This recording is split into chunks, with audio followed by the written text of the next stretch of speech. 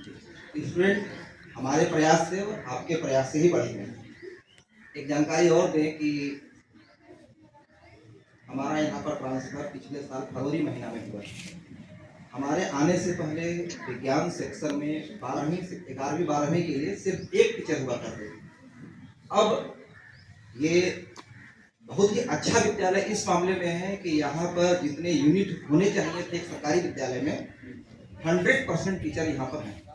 शिक्षक की कोई शिकायत नहीं है कि ये टीचर नहीं है, इसकी शिकायत नहीं है, तो नामांकन होना चाहिए। हम पिछले साल अथक प्रयास किए, लेकिन बच्चों और गार्जियन दोनों के मन में एक बात बैठा हुआ था कि साइंस लेंगे तो बच्चों को ट्यूशन पढ़ाना पड़ेगा। बिल्कुल गलत है, दिमाग से निकालिए।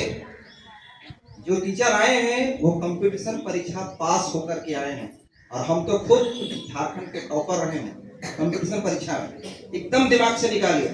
और दूसरी बात कि अगर हमारे द्वारा किसी दिन अगर स्कूल में पढ़ाया नहीं जाता है तो आप मेरी शिकायत जिला शिक्षा पदाधिकारी रांची में कर सकते हैं। निश्चिंत होकर के अगर हम विद्यालय आए हैं तो 100% पढ़ाएंगे ही, क्योंकि हमारा आने के बाद यहाँ पहला और आखिरी काम है पढ़ाना। तो आप लोगों से एक अनुरोध है कि आप लोग भी अपने बच्चों को, अच्छे बच्चों के, आसपास के बच्चों को, जो भी अच्छे बच्चे हैं उनको विज्ञान पढ़ने के लिए प्रेरित कीजिए। आप नहीं प्रेरित कर पाते हैं तो आप उनको लेके मेरे पास आइए, हम प्रेरित करेंगे। लेकिन आपके अंदर से ये बात निकलना चाहिए कि साइंस में ट्यूशन की कोई जरूरत नहीं है।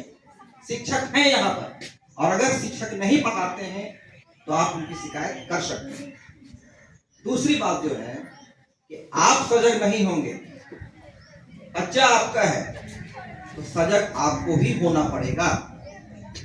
4 स्तंभ है शिक्षा के। पहला स्तंभ है सरकार के पदाधिकारी मंत्री जो भी हैं। दूसरा स्तंभ है शिक्षक। तीसरा स्तंभ हमारा बच्चा, और चौथा स्तंभ है अभिभावक। अगर एक भी स्तंभ अगर ठीक से काम नहीं करेगा तो पढ़ाई नहीं होगी। और आपकी भी भूमिका उतनी ही महत्वपूर्ण है जितनी भूमिका हमारी है। हमारा कर्तव्य है स्कूल में आकर के पढ़ाना, तो आपका भी तो कोई कर्तव्य बनता है। आप पढ़े लिखे हैं तो भी, और नहीं पढ़े लिखे हैं तो भी।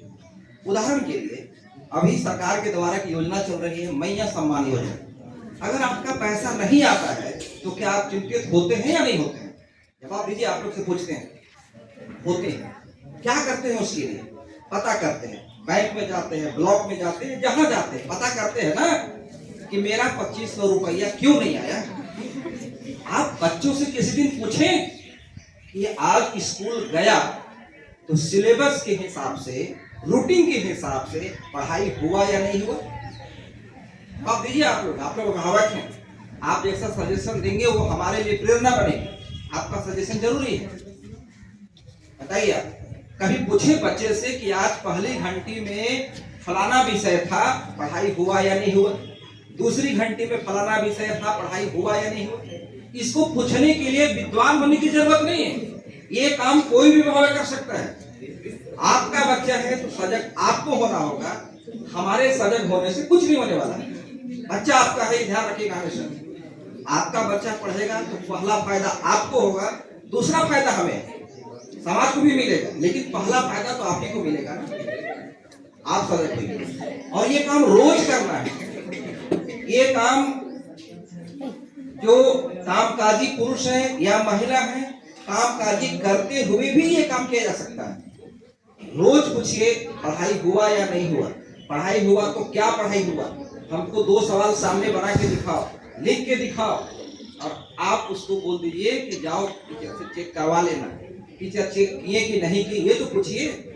हम आपके लिए आए हैं, अपने लिए नहीं आए। सरकार मुझे वेतन इसलिए दे रही है, आपके लिए आने के लिए। आप सजग होइए। और विशेष अनुरोध कि विज्ञान के लिए एकदम दिमाग से निकालिए कि ट्यूशन की कोई आवश्यकता नहीं है। धन्यवाद।